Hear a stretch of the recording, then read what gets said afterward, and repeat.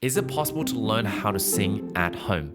And is it possible, especially if you are a complete beginner? So, yes, whilst the world had to work through COVID, one of the upsides is that online learning became even more of a thing and Zoom lessons have become even more of a norm. However, the challenge is with all this abundance of resource online education, how do we navigate them without feeling overwhelmed? And so really for today, I wanted to share 3 very simple steps for you so that you can actually learn how to sing at home. So step 1 is finding a comfortable place for you to practice. Now, this might have been different to what you were expecting because some of you might be thinking the first step to improving your voice or learning to sing at home is jumping onto YouTube and finding a vocal exercise and just get cracking. But what a lot of people don't realize, especially if you're new on this journey, is that the first obstacle is usually not this. Rather, I found that for a lot of my students who are starting off, the first hurdle to overcome is actually finding a place for yourself to practice. Because think of it like this, without a safe place of practice, without a comfortable place of practice, no matter how many vocal exercises, how many resources you have,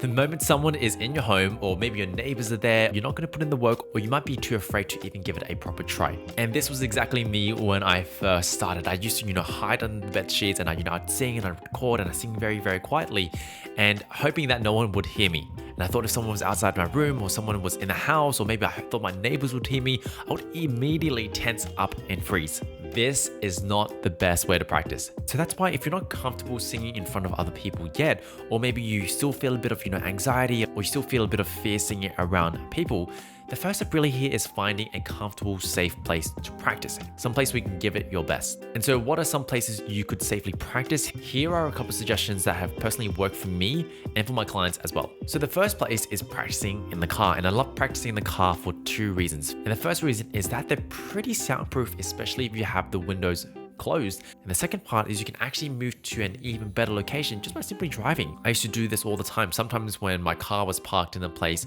and there would be a lot of people walking around, I just drive to a different street and that would allow me to practice with total privacy. Now, if you don't have access to a car, the next best bet is going to your local park. And the reason why this is really cool is often there's not going to be so many people and you've got these big, expansive places. So you're always going to find a little spot for yourself to practice. And I know this works because I've had students who've taken Zoom lessons with me from the park. Now, I don't always recommend it, but it is a great place for you to make sounds without worrying. Now, if all else fails, you don't have a car and you can't find a local park, or maybe it's a bit dangerous to go there for yourself, then the last thing you can do is actually sing into a pillow. Now, the reason why I would encourage you to sing into the pillow is a great tool to muffle the sound. So you're literally not going to be as loud. But the second part of it is it can actually act as a semi-occlusion as well, which basically is a type of exercise that can make your singing feel even easier. And so these are 3 options, 3 places that you can go and practice at. So there's really no excuse for not giving it your all. Now, real quick before I talk about step 2, just wanted to introduce myself to some of you who are meeting me for the first time. My name is Ivan. I'm a voice teacher who works with students from all around the world. And really on this channel, my goal is to make learning how to sing as simple and as easy as possible. And so if that is up your lane, consider subscribing and also check out some of the links in the description. I've got resources on how you can improve your voice even further. And I've also got courses and ways to work with me privately. Now, once you found a comfortable place for you to sing, for you to practice, the next step of this is test your voice.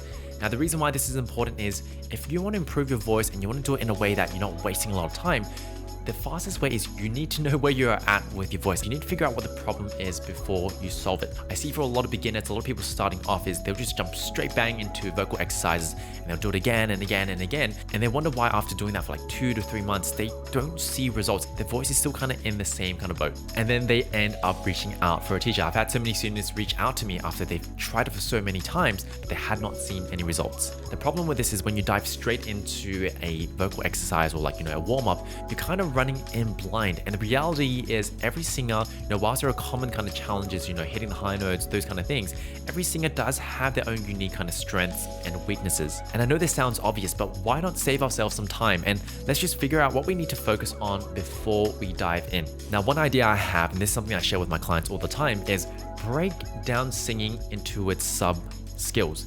Break down singing into its sub skills, because we often look at singing as this skill, this one skill that you either have it or you don't.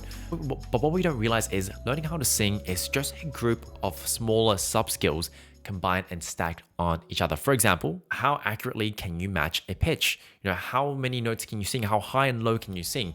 How soft and how strong can you sing? And how well can you sing on time? These are just some examples of these sub skills. And this is important because when you realize this, your journey of learning how to sing becomes so much more focused and also so much more clear. Rather than I just need to sound better, I need to sing good, you're able to break it down to these smaller sub skills. And so what I would suggest here is test yourself on some of these sub skills: the pitch, your timing, your ability to go soft and loud, sing through a scale or maybe sing through a song, and just kind of self-assess like how much control do I actually have here? Because then you can figure out how exactly do I want to spend some more time. And this leads nicely into step number 3, which is then designing your own routine or your own set of exercises to help build your voice. And this is where you now scour the internet. This is where you go crazy and you try to find exercises or vocal exercises that can help you. But because of the work we've done in step 2, we're not just looking for any exercises, we're looking for exercises that are going to tackle some of the sub skills that you wanted to work on. And because we've taken the time to be more specific, not only are you going to see better results, but you actually save a lot more time. Now, I do tackle some of the more specific exercises in some other episodes. And so feel free to go through my podcast, go through my YouTube, and just find some of the episodes that are related to your sub skill. But I'll leave a few ideas here just to give you a bit of a head start. So if you want to improve your pitch, a very, very simple and easy place to start is just find a digital piano and play a note and try to match it. See if you can practice the skill of matching different notes on a piano. This is going to go really far in terms of just building that skill of pitch matching. Now, for those of you who are maybe dealing with more range, I can't hear some of the high notes. A great exercise here you can do is see if you can find a clear, which means not breathy, falsetto or head voice, and see if you can stretch it down and high as much as possible. Versus see if you can find a clear falsetto and take it down and up and high as possible, because what that's going to do is it's going to start training your cords to stretch real nice. So eventually when we start hitting it in a bit more like a fuller voice or a mixed voice, you're going to have a much easier time. Now, for some of you who need a bit more work on your rhythm or your timing, a very easy place to start here is just listen to some of your favorite songs and see if you can clap and find the beat of it. Just by you trying to tune into the rhythm of a song, that's going to allow you to then sing on time better because you've trained your ear, you've trained your ability to hear rhythm. And so these are just some quick examples of exercises you can do, but notice how it's very tied to that sub skill I'm trying to train. This is more of the idea, the principle that I want to share with you. See if you can start off by figuring out what sub skill you need to do, and then you can scour the internet. You can use some of the resources that I've got here on the podcast and the YouTube. Use that to give yourself exercises, a routine that you can then use to train in the sub skill. Now, I know this can be overwhelming. Maybe you're thinking, wow, I need to work on my range, pitch, I have to work on all of them. It can feel overwhelming. Start small. Instead of trying to choose 3 to 5 or trying to tackle multiple sub skills at the same time, just choose one thing to focus on. Maybe for this next week, I'm just going to work on building the sub skill of pitch, and I'm going to use this one exercise. See if you can do that instead. Start small and let the consistency, let the hard work, the discipline, let that pay off for you over time.